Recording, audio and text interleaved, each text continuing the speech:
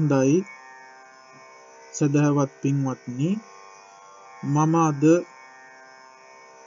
පෙන්눔 කරලා දෙන්නට යන්නේ ලංකාවාසී සියලු දෙනාම අවධානයට ගත යුතු විශේෂ කාරණයක් මොකද්ද පින්වතුනි අද අප රටේ ලොකු ප්‍රවණතාවයක් තියෙනවා ඒක වෙමින් පවතිනවා ඉදිරියටත් ඒක වෙයි පින්වතුනි ඒ මොකද්ද යම්කිසි පුද්ගලයෙක් තමන්ගේ නිෂ්පාදනයක් ජනතාව අතරට යවනකොට ඔහු උපක්‍රමයක් භාවිතා කරනවා ඔහු හෝ ඇය උපක්‍රමයක් භාවිතා කරනවා ඒ උපක්‍රමය මොකද්ද රටේ පවතින ප්‍රධාන ආගමට බුද්ධ ආගමට බුද්ධ ධර්මයට ඒ තථාගත බුදුරජාණන් වහන්සේට එහෙම නැත්නම් ඒ රටේ ප්‍රධාන සංස්කෘතියට එහෙම නැත්නම් ඒ රටේ රාජ පෙළපතට නිග්‍රහ වන විදිහට එහෙම නැත්නම් විකෘති වෙන විදිහට ඒ තමන්ගේ නිෂ්පාදනයේට පුංචි හෝ කොටසක් ඇතුළත් කිරීමයි මේකෙන් ඔහුම් බලාපොරොත්තු වෙන්නේ මොකද්ද ඒ හරහා ඉක්මන් ශීඝ්‍ර ප්‍රසිද්ධියක් ලබා ගැනීමයි තමන්ගේ කාර්යයට නිෂ්පාදනයට ඒක මේ විදිහට මම පැහැදිලි කරන්නම් හොඳට මේක අවධානයට ගන්න මේක ඇවිල්ලා මාකටිං ව්‍යාපාරයක් මේක ඇවිල්ලා ඒ අයගේ උපක්‍රමයක් පින්වතුනි අපි කියමු යම්කිසි කෙනෙක් පොතක් රචනා කරනවා යම්කිසි කෙනෙක් ගීතයක් රචනා කරනවා යම්කිසි කෙනෙක් කවියක් රචනා කරනවා යම්කිසි කෙනෙක් චිත්‍රපටයක් නිෂ්පාදනය කරනවා හෝ යම්කිසි කෙනෙක් චිත්‍රපටයක් රචනා කරනවා තිර රචනය කරනවා එහෙම නැත්නම් නාට්‍යයක් සකස් කරනවා හෝ මොනියම් හෝ නිෂ්පාදනයක් කාර්යයක් කරනවා කරනකොට මේ අය යොදා ගන්න උපක්‍රමයේ තමයි මේ තමන්ගේ කෘතිය ඉක්මනින් ශීඝ්‍රයෙන් ජනතාව අතරට යවලා වැඩි ආදායමක් ලැබීමට ඔහු යොදා ගන්න උපක්‍රමයේ තමයි එක්ක බුදුරජාණන් වහන්සේට යම්කිසි විදිහකින් නින්දාවක් කිරීම එහෙම නැත්නම් බුද්ධ දර්ශනයට විකෘති වෙන විදිහට ඒකේ කොටසක් ඇතුළත් කිරීම එහෙම නැත්නම් සිංහල ජාතියට යම්කිසි පහරක් වදින ලෙසට යම්කිසි කොටසක් ඇතුළත් කිරීම එහෙම නැත්නම් රාජ පෙළපතට අපේ රාජ වංශයට යම්කිසි නිග්‍රහයක් වන විදිහට යම් කොටසක් ඇතුළත් කිරීම මේක ඔවුන් යොදා ගන්න උපක්‍රමයක් ඒ හරහා ඔවුන්ට ලොකු ප්‍රසිද්ධියක් ලබා ගන්න පුළුවන් ඒ ප්‍රසිද්ධිය ලබා ගන්නේ කොහොමද ඒ කෘතිය ජනතාව අතරට දැම්මට පස්සේ එක්කෙනෙක් දෙන්නේ මේක කියවලා මේ වරද දැකලා ඉක්මනින්ම ඒක කටින් කට මුද්‍රිත මාධ්‍යයෙන් හෝ ජනමාධ්‍යයෙන් හෝ ඔය විවිධ මාධ්‍ය වලින් ඉක්මනින්ම රට පුරා ලෝකේ පුරා යවනවා. එතකොට මොකද වෙන්නේ? මේ අය කිසිම වෙහෙසක් නැතුව තමන්ගේ කෘතිය ඉතා ප්‍රසිද්ධියකට පත් කරගන්නවා. ඒ වගේම ඒකෙන් වැඩි ආදායමක් ලබා ගන්නවා. හේතුව තමයි එවැනි දෙයක් තියෙනවා කියලා ඒ කෘතිය තුල ඒ නිෂ්පාදනය තුල තියෙනවා කියලා ප්‍රසිද්ධියක් ගියපු ගමන් වැඩි පිරිසක් ඒක නරඹන්න යනවා බලන්න යනවා හෝ කියවනවා. ඒක භාවිතා කරනවා. එතකොට මොකද වෙන්නේ? ඒ අය වැඩි ආදායමක් ලබනවා. මේක ඇවිල්ලා මේ අයගේ උපක්‍රමයක්. මේ උපක්‍රම මේ අය යොදාගන්නේ මක් නිසාද කියන එක දැන් කල්පනා කරලා බලන්න. ඒ යොදාගන්නේ ඒ අයට එවැනි දේවල් කිරීමට ඒ වගකිව යුතු නිලධාරීන් ඔවුන්ට අවසරය දීලා තියෙන නිසා. දැන් බලන්න යම්කිසි පොතකින් අපේ සිංහල ජාතියට හෝ සිංහල රටට හෝ එහෙම නැත්නම් බුදුදහමට හෝ බුදුරජාණන් වහන්සේට නිග්‍රහයක් වන විදිහේ කොටසක් අන්තර්ගත වෙලා තියෙනවා නම් මේ කෘතිය ජනතාව අතරට ආවේ යම් කිසි අයගේ විනිශ්චයකින් පසුවනේ. දැන් මේ විනිශ්චයේදී මේ කෘතිය ජනතාව අතරට එන්න කලින් විනිශ්චයේදී මේ අය මේක දැක්කේ නැද්ද? මේ අය මේක විනිශ්චය කළේ නැද්ද? විනිශ්චය කළා. නමුත් මේ අය මේක තහනම් කිරීමකට ලක් කළෙත් නැහැ. මේක සංශෝධනයක් කරන්න කියලා ඒ අයට කිව්වෙත් නැහැ. මේ අය ඒක හැමම ජනතාව අතරට දුන්නා. ඒකෙන් මොකද වෙන්නේ? තව තවත් මෙවැනි දේ කරන පුද්ගලයන් තව තවත් මේක කරන්න පෙළඹෙනවා.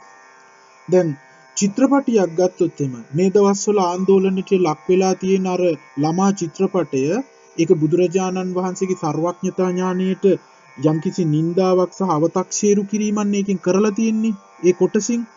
එතකොට මේක ඒ චිත්‍රපට සංස්ථාවේ වගකිව යුත්තන් මේක දැක්කේ නැද්ද? මේක ඒ අය දැක්කේ නැද්ද? ඒ අයත් මේක දැක්කා. දැකලා තමයි මේක මුදා හැරිය ජනතාව අතරට. දැන් මේක මේ අර වැරදි කරන අයට රිංගලා යන්න අවස්ථාවක් නෙමෙයිද? අර වැරදි කරන අයට තවත් වැරදි කරන්න, එවැනි දේ නිෂ්පාදනය කරන්න අනුබල දීමක් නෙමෙයිද මේ වගකිව යුත්තේ මේ කරලා තියෙන්නේ? එතකොට දැන් මේකට වග කියන්න ඕනේ කවුද?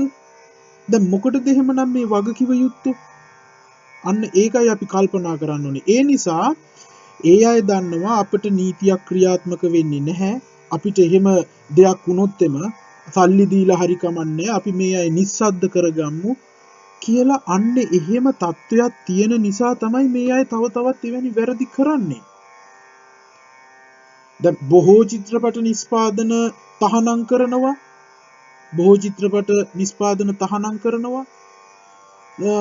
සමහර විට මේ තහනම් කළ යුතු චිත්‍රපට හෝ වේවා, කෘති හෝ වේවා, යම්කිසි නිෂ්පාදන හෝ වේවා, ඒවා තහනම් කරන්නේ නැහැ. ඒවා ජනතාවට දෙනවා අහිතකර දේවල්, අවැඩ දේවල්, නැත්නම් වෛරය, සාමයේ කැඩෙන දේවල් දෙනවා ජනතාව අතරට දීලා ඒ අය නිස්සද්දව ඉන්නවා.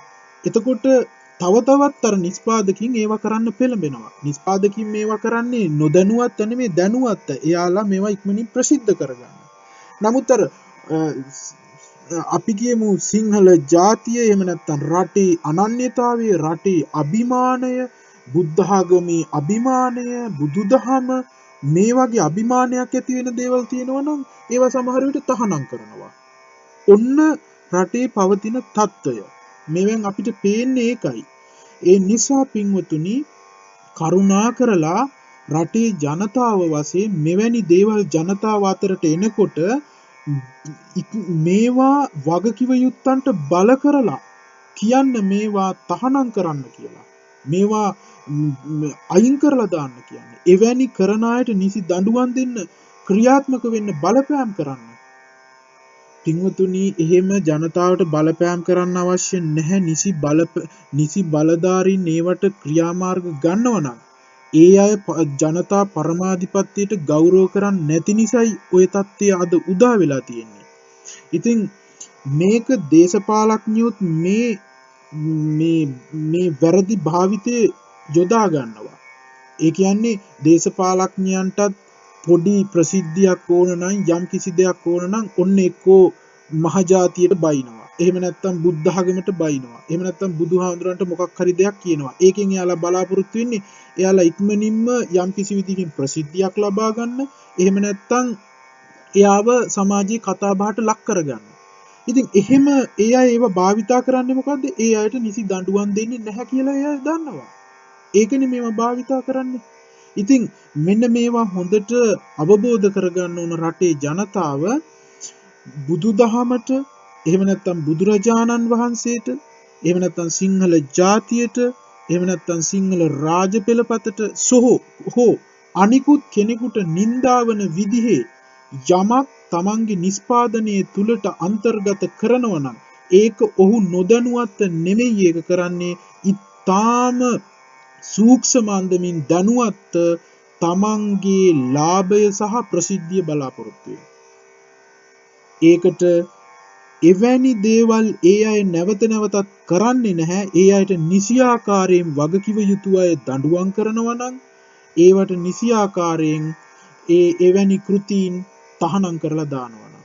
ඉතින් මෙන්න මේවා අදට භාවිතා කරමින් සිටිනවා. අනාගතයටත් මේ අය මේවා භාවිතා කරන්න පුළුවන්. දැන් අපි කතා කළා අර ළමා චිත්‍රපටයක් පිළිබඳ බුදුරජාණන් වහන්සේගේ සර්වඥතා ඥාණයට අපහාස කිරීමක්, අවතක්සේරු කිරීමක් එකකින් වෙලා තියෙනවා. එතකොට මේක දැන් අපි රටේම කතා කරනවා. අර චිත්‍රපටයේ අර නිෂ්පාදකයා මෙහෙම මේක කරලා තියෙනවා කියලා. සමහර විට නිෂ්පාදකයා ඒ අය සතුටු වෙනවා ඇති. ඒ අය හිතනවා ඇති අපි හිතුවටත් වැඩිය අපේ චිත්‍රපටය ප්‍රසිද්ධ වෙනවනේ. මේ සීන් එක ඔස්සේ කියලා. ඉතින් ඒ අය සතුටු වෙන්න නෙමෙයිනේ තියෙන්නේ. කරුණා කරලා ඒ අය මේවා නිවැරදි කරගන්න ඕනනේ. එහෙම නැත්නම් මේ අය කරුණා කරලා වගකිව යුත්තන් අත්අඩංගුවට අරගෙන මේ අයට නිසි දඬුවම් ලබා දීමනේ කරන්න ඕනේ. එවැනි චිත්‍රපටියක් ජනතාව අතරට එනකන් ඒ චිත්‍රපට සංස්ථාවේ වගකිව යුත්තෝ ඒක දන්නේ නැද්ද? දන්නවනේ. නොදැනුවත් ඒවා එන්න බැහැනේ එළියට. ඒ නිසා මේ රටේ මොකද්ද වෙන්නේ කියන එක ජනතාව අවබෝධ කරගන්න දැන්වත්. අවබෝධ කරගෙන මේවට එකාමෙන් නැගී සිට මේවට විරුද්ධත්වයේ ප්‍රකාශ කරලා මේවා ඉදිරියට එන්න දෙන්නේ නැතුව එවැනි පුද්ගලයන්ට තවදුරටත් සමාජය තුල මෙවැනි දේවල් කරන්න නැගී හිටින්න ඉඩ දෙන්නේ නැතුව ඒ දේශපාලඥයෙක් හෝ වේවා එහෙම නැත්නම් වෙන යම් හෝ කෙනෙක් වේවා ඒ අයට නිසි දඬුවම් ලබා දෙන්න ජනතාව ඒ නිසි වගකිව යුත්තන්ට බලපෑම් කළ යුතුයි. මේකේ අපිට වෙලා තියෙන්නේ ජනතාවට මේ විදිහට දුක් අඳෝනා කියන්න බලපෑම් කරන්න සිද්ධ වෙලා තියෙන්නේ වගකිව යුතු පාලකයින් ඒවා හරියට ක්‍රියාත්මක කරන්නේ නැති නිසානේ. ඒ නීතිය ඒ දේවල් හරියට ක්‍රියාත්මක වෙනවා නම් එවැනි වැරදි කරන්නේ නැහැනේ. ඉතින් මේකක් නෙමෙයිනේ අපි රජයකින් හෝ වේවා එහෙම නැත්නම් එවැනි ආයතන වලින් අපි බලාපොරොත්තු වෙන්නේ මෙවැනි දේවල් නෙමෙයිනේ. නිසි ආකාරයෙන් මේවා පාලනය කරලා නීතිය ක්‍රියාත්මක කරලා මෙවැනි වැරදි කරන අයට නිසි ආකාරයෙන් දඬුවම් දීලා ඒවා පාලනය කිරීමනේ අපි බලාපොරොත්තු වෙන්නේ. ජනතාවට හැමදේටම කෑග ගහ පාරවල් වලට බහින්න, ජනතාවට හැමදේටම උද්ඝෝෂණය කරන, ජනතාවට හැමදේටම මෙහෙම කියන්න අපට සිද්ධ වෙන්නේ නැහැනේ. ඒවා හරියට ක්‍රියාත්මක වෙනවනම්. ඒ නිසා සබුද්ධිමත් ජනතාවක් වශයෙන්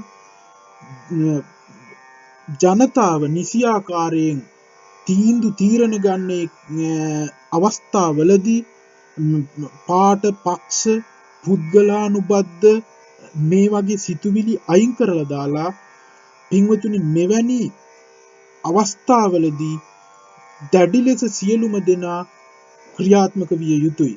තමන්ගේ ආගමට, තමන්ගේ ජාතියට, තමන්ගේ රටට නින්දාවක් වන විදිහට, අපහාසයක් වන විදිහට, ඒ වගේම අවතක්සේරු වෙන විදිහට යම්කිසි දේශපාලඥයෙක් හෝ වේවා, එහෙම නැත්නම් නිෂ්පාදකයෙක් හෝ වේවා කිසියම් වූ කෙනෙක් හැසිරෙනවා නම් එයාට නිසි ආකාරයෙන් දඬුවම් ලබා දීමට ජනතාව සබුද්ධිමත්ව ඉතා අවධානයෙන් ඒ නිසි වගකිව යුත්තන්ට මේවා අවධානයට ලක් කරන්න නැගී සිටින්න ඕන.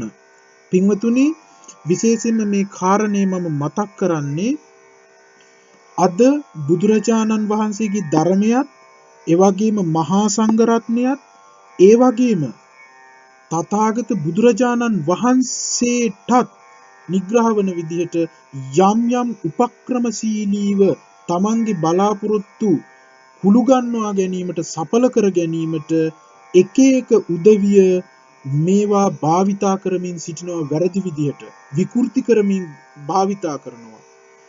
මෙන්න මේවා ඊටාම අවධානයෙන් ඉඳලා මේවා ගැන හෙළි කරන්නට ඕන. ඒ වගකිව යුත්තන් මේවා පැහැර හරිනවා නම් ඒ වගකිව යුත්තන්ද නීතිය ඉදිරියට අරගෙන නිසි දඬුවම් දෙන්න ඕනේ වගකිව යුත්තන්ට. ඒ නිසා මේක මම මතක් කළේ පින්වතුනි, මේක මාකටිං එකක්. ඒ කියන්නේ තමන්ගේ නිෂ්පාදනයේ ජනතාව ඉදිරියට අරගෙන ඉන්නට ප්‍රසිද්ධිය ලබා ගන්නට ආදායමක් වැඩි ආදායමක් ලබා ගන්නට තමන්ගේ නිෂ්පාදනයට රටේ ජාතියට හෝ වේවා රටේ රාජපෙළපතට හෝ වේවා එහෙම නැත්නම් ඉතිහාසයට හෝ වේවා එහෙම නැත්නම් බුදුදහමට හෝ වේවා කුඩා හෝ විකෘතියක් කරලා එහෙම නැත්නම් නින්දාවක් කරලා තමන්ගේ නිෂ්පාදනයට ඇතුළත් කරනවා ඒකෙන් බලාපොරොත්තු වෙන පහත් විදිහේ ප්‍රසිද්ධියක් එහෙම නැත්නම් ඒ අයගේ පහත් විදිහේ චේතනාවක් ඒකෙන් බලාපොරොත්තු වෙන ප්‍රසිද්ධියක් ලාභයක් මේකට ඉඩ දෙන්න එපා නිසි වගකිව යුත්තන් මේ අය නිසි ආකාරයෙන් මේවා විනිශ්චය කරලා ඒ අයට නිසි දඬුවම් ලබා දෙන්න ඕන මේක අපි විශේෂයෙන්ම මෙවැනි දේ ශ්‍රී ලංකාව තුල ඉඩ නොවන්නට වග බලාගත යුතුයි අපේ රට කරවන රටේ පාලක පක්ෂය ඒ වගේම ඒ නිසි බලධාරීන් මේවා තවදුරටත් වෙන්නට ඉඩ තියන්න එපා කෘතියක් තුලින් හෝ වේවා ගීතයක් තුලින් හෝ වේවා චිත්‍රපටයක් තුලින් හෝ වේවා මොනියම් නිෂ්පාදනයක් තුලින් හෝ වේවා තමන්ගේ රටට තමන්ගේ ජාතියට තමන්ගේ ධර්මයට තමන්ගේ ශාස්ත්‍රවරයට නිග්‍රහයක් වන විදිහේ යමක් තියෙනවා නම් කරුණා කරලා ඒක ලෝකයටවත් ජනතාව අතරටවත් යන්න දෙන්න එපා එතනින් මේක නතර කරලා දාන්න එහෙම නැත්නම් ඒක නිවැරදි කරවලා ඒක ජනතාව අතරට එවන්න ඒකට නිසි බලධාරීන් සහ රටේ පාලකීන් නිසියාකාරව අවධානයෙන් ඒ කටයුතු පාලනය කරන්න කියලා අපි මහා සංඝරත්නයේ හැටියට බෞද්ධ ජනතාව හැටියට ශ්‍රී ලාංකික ජනතාව හැටියට අපි ඉල්ලා සිටිනවා ශ්‍රී ලංකාවේ ජනතාව වැඩි අවධානයකින් සිටින්න මෙවැනි දේවල් සිදු වෙන්නේ කොතනද කියලා ඒවා දැනගෙන ඉක්මනින්ම ඒ නිසි වගකිව යුත්තන්ට දැනුම් දෙන්න එවැනි වැරදි කරන අය නීතිය ඉදිරියට කැඳවන්න නියමිත වේලාවට නැගී සිටින්න කියලා මම ඉල්ලා සිටිමින් මේ කාරණේ මතක් කළේ ඔබ හැම දෙනාගේම අවධානයේ පිණිසයි ඒ නිසා ඒ කාර්යයේදී ඔයත්තන් පෙරමුණ ගන්න ඔයත්තන් තමන්ගේ රට ජාතිය ආගම සහ තමන්ගේ සංස්කෘතිය වෙනුවෙන් නැගී සිටින්න සහ අවධානයෙන් සිටින්න කියන එක මේ හරහා මම ඔයත්තන්ට මතක් කර සිටිනවා හැම දිනාටම තෙරුවන් සරණයි